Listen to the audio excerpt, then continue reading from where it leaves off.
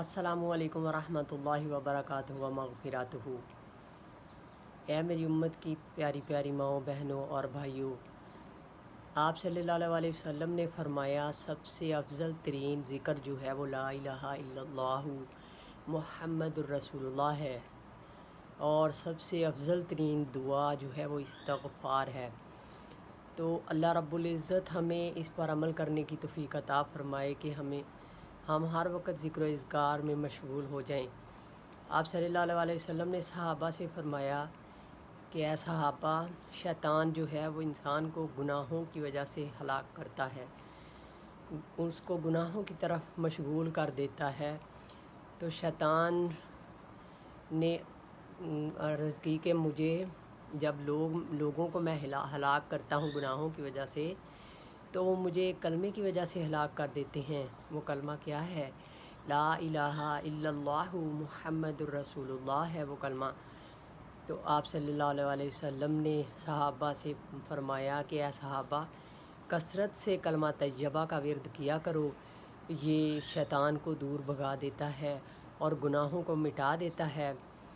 آپ صلی اللہ علیہ وسلم نے پر اللہ رب العزت نے قرآن اقدس کو نازل کیا، اور قرآن اقدس میں اللہ رب العزت نے سورۃ جاثیہ میں فرمایا کہ اے میرے بندو، کیا تم نے اس شخص کی حالت کو دیکھا ہے؟ استغفر اللہ۔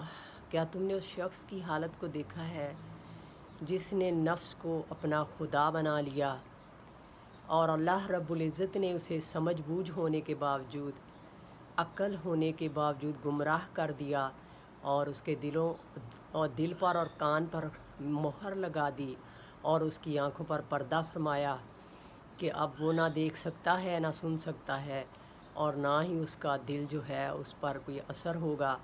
وہ بات تو سنے گا، وہ کسی کی محفل میں تو جا کے بیٹھے گا، لیکن کیا ہے، اللہ رب العزت نے اس کے کانوں اور دل پر پردہ کر دی، مہر لگا دی ہے، اور اس کے آنکھوں پر پردہ کر دیا کہ اسے کچھ بھی سمجھ نہیں آتا۔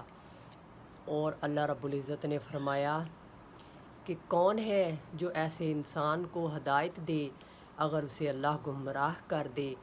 تو اللہ رب العزت پوری امت محمدیہ میں، جن کے لیے ہمارے لیے اللہ رب العزت کے پیارے محبوب حضرت محمد صلی اللہ علیہ وسلم نے ایک ایک رات سجدے میں گزاری اور رو رو کر گزاری، اپنی امت کے لیے مغفرت کو مانگا۔ تو اللہ رب العزت ہمیں اپنی رضا پہ راضی رہنے والوں میں شمار فرما دے، اور وہ کرنے کی توفیق دے جو وہ چاہتا ہے۔ ہم تو گناہ گار ہیں، اللہ رب العزت ہمیں اپنی رحمتوں کے سائے میں ہدایت کاملہ عاجلہ عطا فرمائے، یہ دعا کیا کریں۔ اور شیطان تو پہلے ہی کہتا ہے کہ اگر لوگ مجھے لا الہ الا اللہ اور استغفار سے ہلاک نہیں کرتے تو میں ان کو گناہوں سے ہلاک کر دیتا ہوں، اور میری ہلاکت کے مقابلے میں جب وہ مجھ پہ لا الہ الا اللہ اور استغفار سے مجھے ہلاک کر دیتے ہیں تو میں انہیں نفس سے ہلاک کرتا ہوں، یعنی ان کو نفسانی خواہشات کی طرف مائل کر دیتا ہوں کہ وہ اب اللہ رب العزت کے ذکر کی طرف آئیں ہی نہ۔ تو اللہ رب العزت سے دعا ہے کہ رب کائنات ہمیں محمد صلی اللہ علیہ وسلم کی تمام دعاؤں کے صدقے